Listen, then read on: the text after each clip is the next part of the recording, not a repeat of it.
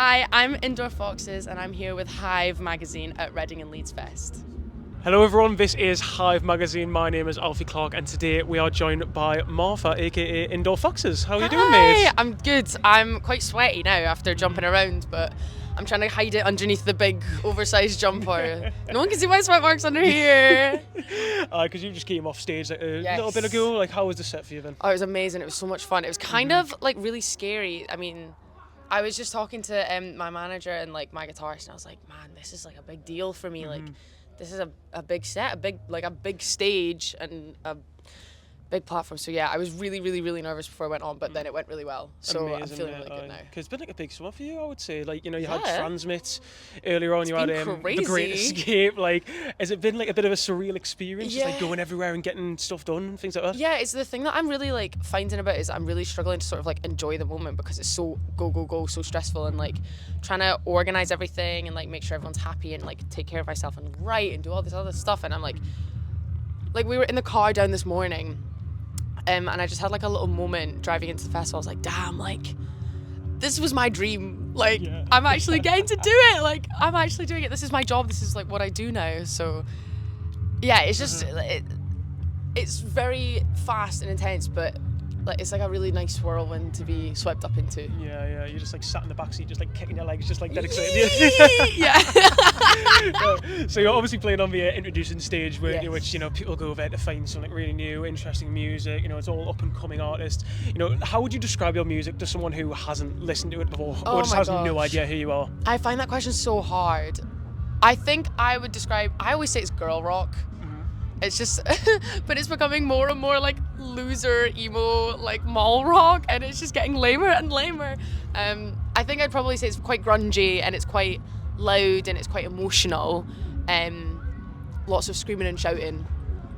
Yeah, lots of feelings.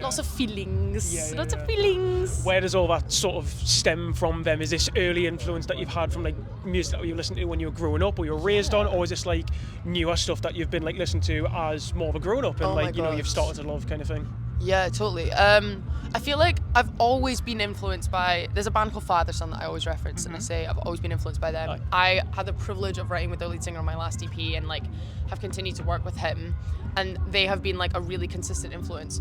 Right now, I feel like I'm being really influenced by this band called Momma, Momma. They're so good, man.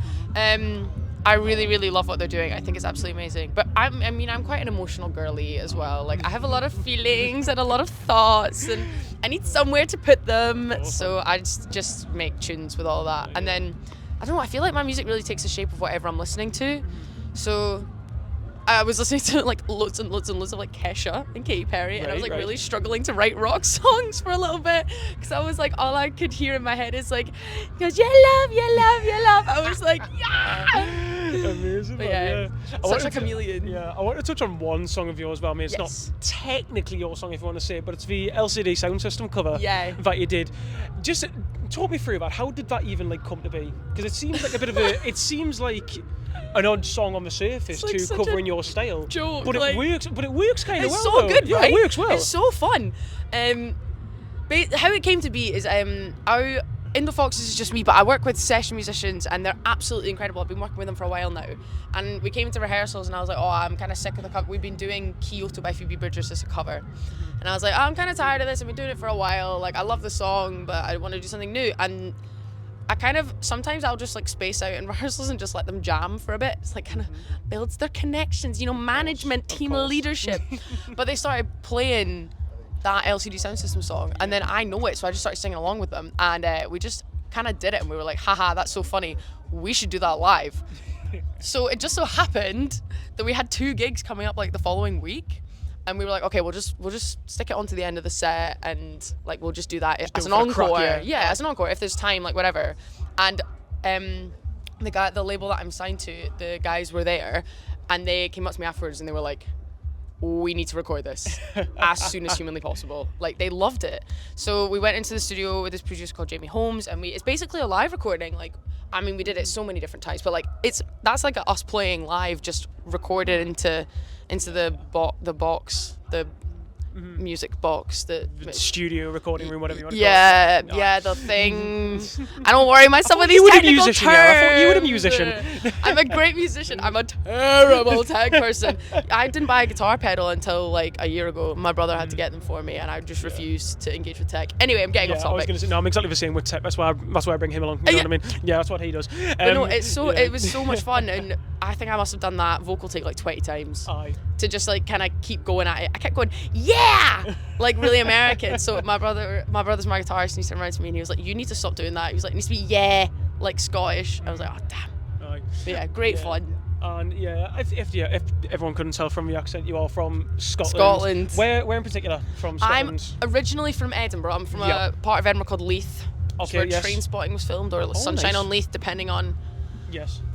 what percentage mentally ill you are. You'll know one or the other. My first thought went to the latter, even though I know Train Spotting as well. But Yeah, most people think Sunshine on Leith. But I've been living in Glasgow for like 5 years now, so a long time I've been in Glasgow. Yeah. It's obviously like a very musically important place. big time. Is Scotland. Like, just talk to me about that. Like, actually being an artist from Scotland, how It's important amazing. it is. Yeah. It's so great. Like coming from a really good scene with lots going on and lots of different artists and lots of different genres of music and like promoters and clubs and venues. Like it just provides such a richness to your musical experience when you're like coming up in the scene that I think sometimes like other people from other places don't get like in the same way.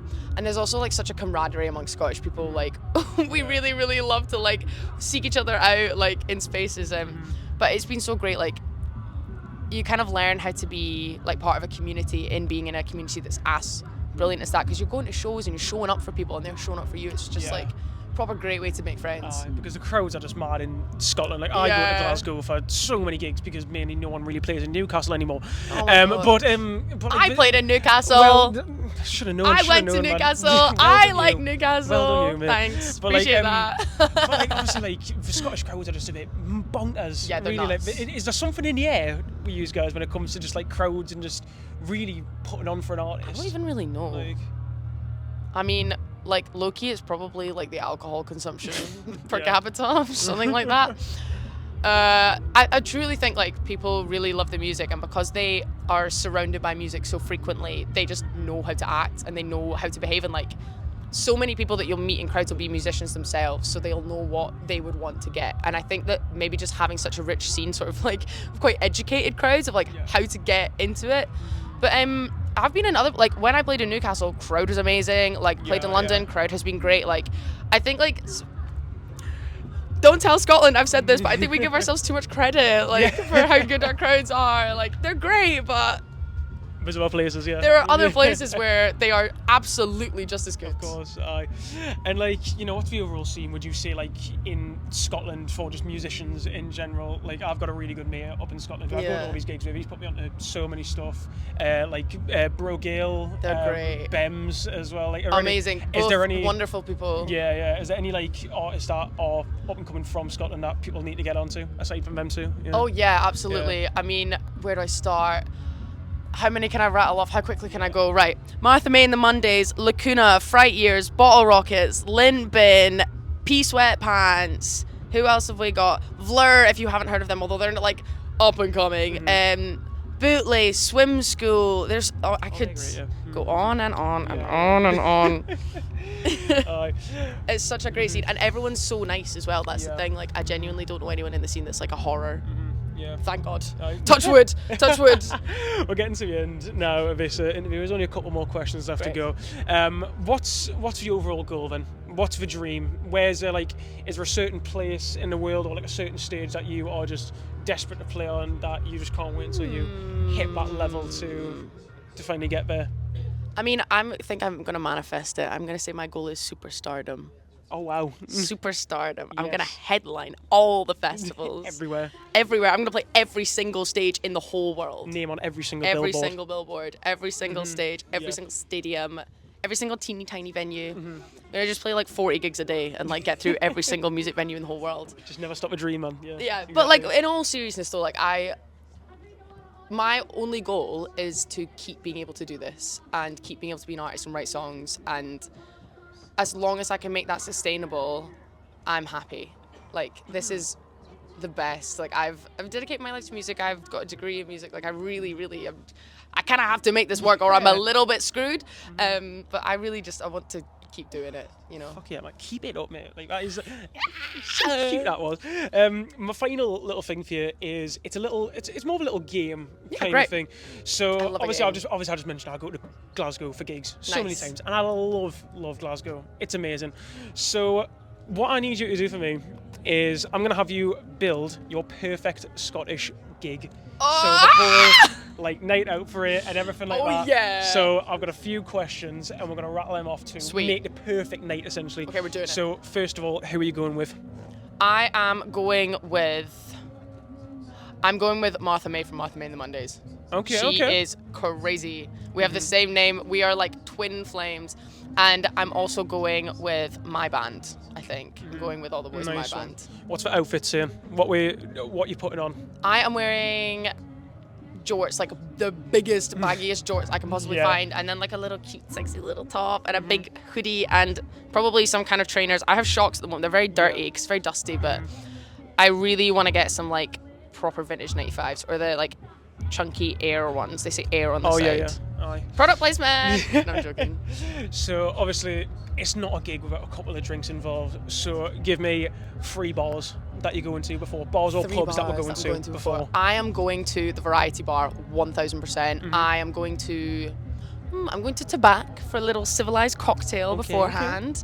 And I am going to Strip Joint Records because they have the best pints. They have Red Stripe on tap. Hell it off. So good. You're making us thirsty. I think they still have Red Stripe on tap. I haven't been for a while. And obviously you got to lame the stomach a bit. You know, you don't want to be like too rowdy. So where you going for a little spot? Hajar shawarma. Hajar shawarma. No questions asked. The best shawarma and falafel in Glasgow. Everyone says it's like King Shawarma. Hajar is better. Fair dues. I'm probably terribly mispronouncing Argue in the comments. Yeah, you can all argue about what the best shawarma is in Glasgow, but we all know the answer is Hajar. Yeah. So we're finally getting to the gig now, but where are you going to watch this gig? What venue? I am going to...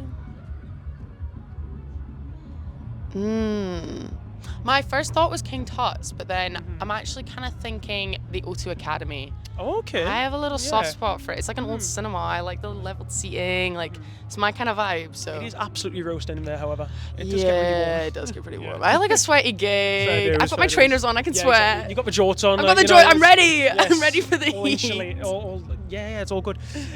And who's on more so? So I need a main act and then a support as well. Sweet. So my main act is going to be Father Son. Okay. It has to be. I've already said love them. And my support. That's so hard. So hard. I'm gonna say. This is so wrong because it's so different. But I literally like the other week just got really, really, really into like what are they called? Cloth. All right. They're really, really great. I mean, I have known them for a really long time, but I've just never like been a massive avid listener. Whereas like recently, just been hitting the spot. So I'm going Cloth as an opener for Father Son. Yeah. What's the move after the gig is finished then? Where are you going afterwards to sort of keep the night going a little bit? What's the move? Max's Bar. I'm going to Max's Bar, and downstairs is La Cheetah. There's a nightclub downstairs. There's a late night bar upstairs, and I am there. And it's right next to the train station, so I can still get home. Yeah. And that brings me on to the final point. What time are you getting home? Definitely not 5 or 6 a.m. Yeah, definitely not. I'm going to be home for a 10 p.m. bedtime. No, probably like 3. Most bars in Glasgow shut at 3, that's the best time to leave the bar, especially if you are not getting an Uber. A sensible and fun night, I would say. Yeah. Of course. Yeah. And that is literally all we've got time for, mate. So thank you so much. Thank you for chatting. I'm so happy to. This has been Hive Magazine with Indoor Foxes.